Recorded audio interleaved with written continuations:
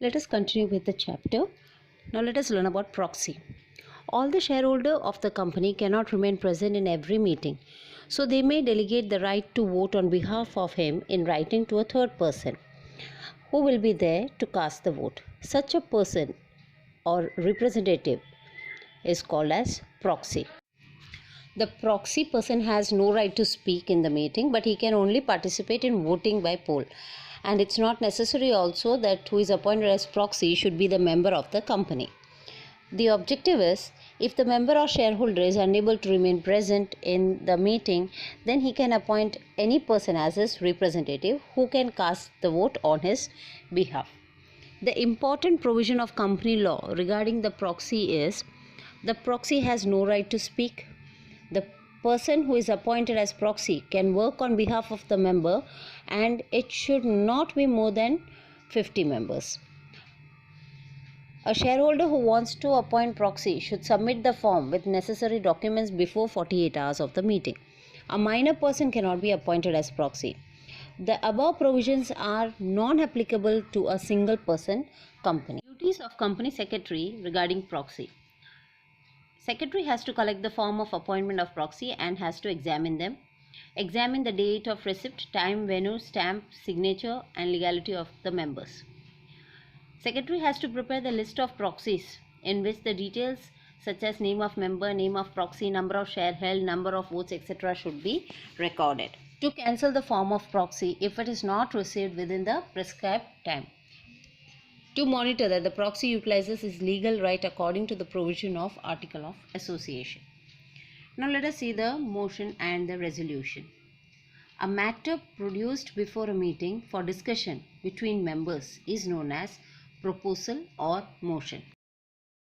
When a proposal is presented in the meeting, discussion can be done, debate can be done, and in the meeting the opinion can be presented, and this is the proposal.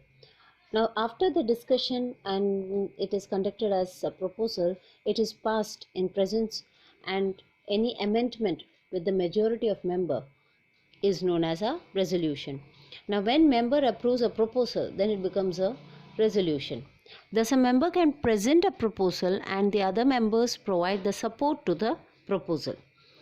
There may be different proposal in the notice of the meeting. The chairman can present a proposal during a meeting. No prior intimation or notice is required for such proposal. Now the amendment in motion is the proposal that are present in meeting can be amended or changed, or any addition can be done in this proposal. The change, like a word can be added, a word or sentence can be removed, a serial number of words or sentence may be changed, a word may be rewritten, the place of words may be changed, etc. Now type of resolution.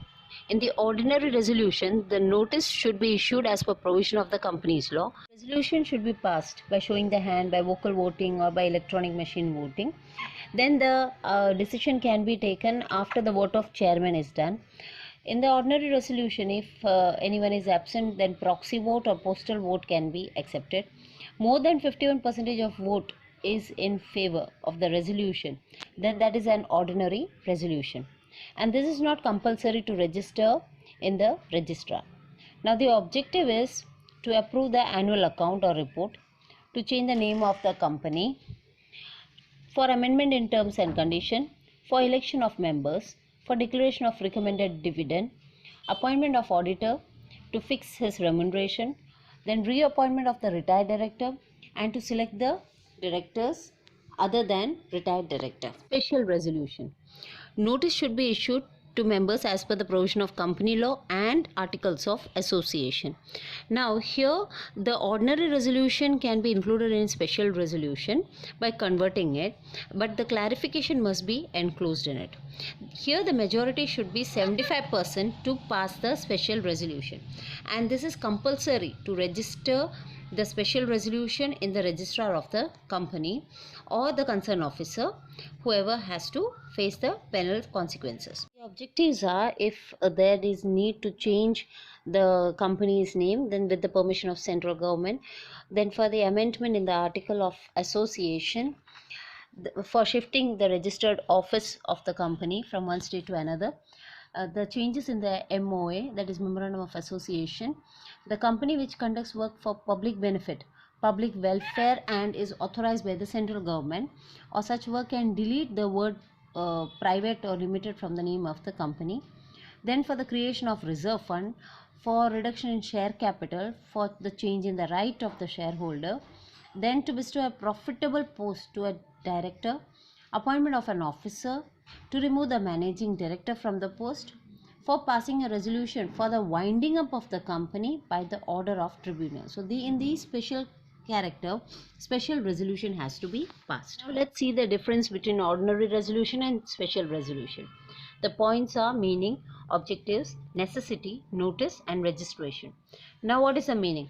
Ordinary resolution is passed with simple majority of 51% in the meeting, whereas for special resolution you need 75% majority. The objective of ordinary resolution is to just pass or to approve the annual account, recommendation for dividend, appointment of auditor and their remuneration and other works. Whereas in special resolution, if you want to bring any changes in the article of association or in the MOA or winding up of the company or for the appointment of liquidator and the other important matter. Now the necessity is, in ordinary resolution it is to be passed for daily routine work, whereas in special resolution this is for specific policy. Next is notice. This is not necessary to mention in ordinary resolution. Notice is necessary to be mentioned in the special resolution, whereas registration, it is not necessary to register with the registrar of company in ordinary resolution, but it is mandatory to register with the registrar of the company for special resolution. The third one is the resolution passed by the board of directors. All resolution passed during the meeting of the directors are deemed as ordinary resolution. The attorney or legal advisor of the company prepares the resolution in advance. These types of resolution are passed with simple majority. In addition, if it necessary to pass special resolution with specific majority, then the resolutions are passed accordingly.